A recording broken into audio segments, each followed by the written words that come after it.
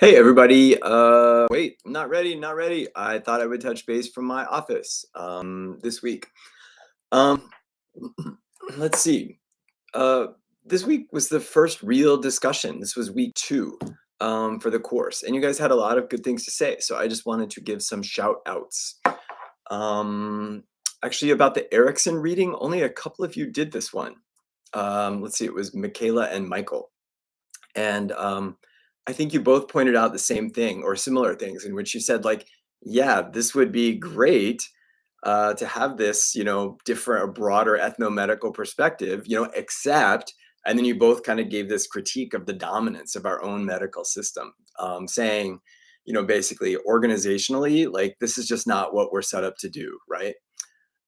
I do wonder if this is changing a little bit and may no longer reflect like a total norm. Um, so, for instance, like it's pretty easy now to find an acupuncturist or even chiropractic care. Which anyway, we'll get into this later in the year when we talk about our own biomedical system, right? About my article, good grief, almost everybody did this one, or a lot of you did. So, yeah, I usually do not like to assign my own articles, but I don't know. I felt in this case, this one sort of fit the topic pretty well. I like the thread of questions and suggestions so much about, like, what happens to this idea about the effectiveness of explanatory models when it's really other people's ideas about what's wrong with you that really influence care and that sort of self-realization of being sick. I agree with everyone that with mental illness, there is often this sort of assumption, right, of irresponsibility or inability to make sound judgments. And you guys had such interesting examples and even personal experiences. Yeah, Resa talked about auditory hallucinations. Lindsay talked about autism, and Jasmine, you had this really interesting take on a cross-cultural perspective or a cross-cultural take on autism, right? Malika had or talked about dissociative identity disorder. That just happened to someone I know pretty well. So yeah, how terrifying, right? And then Jasmine, postpartum depression, like holy moly, what a great example. Yeah, so I agree with all of you that like mental health, right, has so many examples of this. It strikes me also that just about any disease of childhood is important, right, where there are social and familial kind of influences on how people perceive care and what they do about it, right? Particularly because illness is never individual.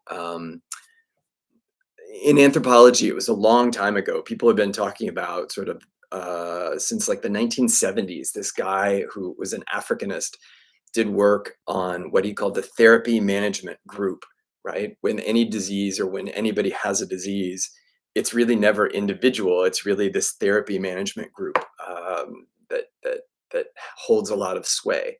John Jansen, it was his name, right?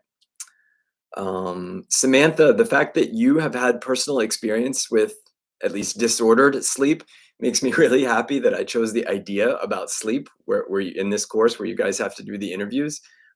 Don't get into any kind of marital troubles. I don't want to be responsible for that. Let's see. A bunch of you did the Nancy Waxler article. That is really a piece about the social construction of an illness, right? Lindsay, oh my gosh, your post brought back so many bad memories. Lindsay pointed out how COVID was a socially constructed illness, in that there was so much about COVID that we all had to learn quickly, right? And now I think people are unlearning now that immunity has been built up in the population, right? And COVID's not so scary. But all the stuff about masking, coughing, how to cough, staying home, wiping down groceries, and then Samantha brought in how many of these protocols were really socioeconomically dependent, in that hourly workers, some many workers were not able to follow protocols, right, in the same sort of way. Jasmine, it strikes me that you are super lucky to have a husband from Afghanistan for this course, because you will be able to make really amazing cross-cultural comparisons, I think. Like your discussion about jinns and jinn possession, particularly related to women and vulnerability during war. I have a similar piece about the vulnerability of women and witchcraft accusations during the Sierra Leone War, which I'm happy to send you if you want. A few of you did the Weller piece, more than I thought, because I almost didn't even assign that one. But talked about sort of the critique of cultural competence. Reza, Kinza, Malika, I think. I think all three of you all pointed out the critique is really on two fronts. Like either it's a critique of the sort of rigid checklist aspect of that, or the critique of the sort of the neglect of the broader cultural, I'm sorry, structural context in which people live. You all nailed this, right? But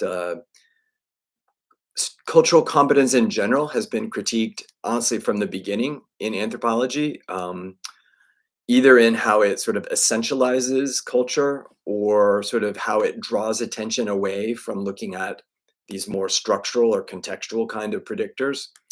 I think what anthropologists have been less successful at is suggesting alternatives that stick, right?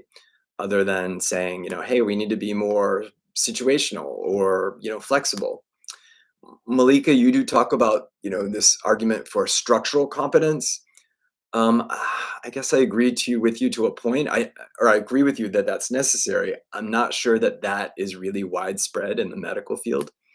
Um, there is another partial exception, I think.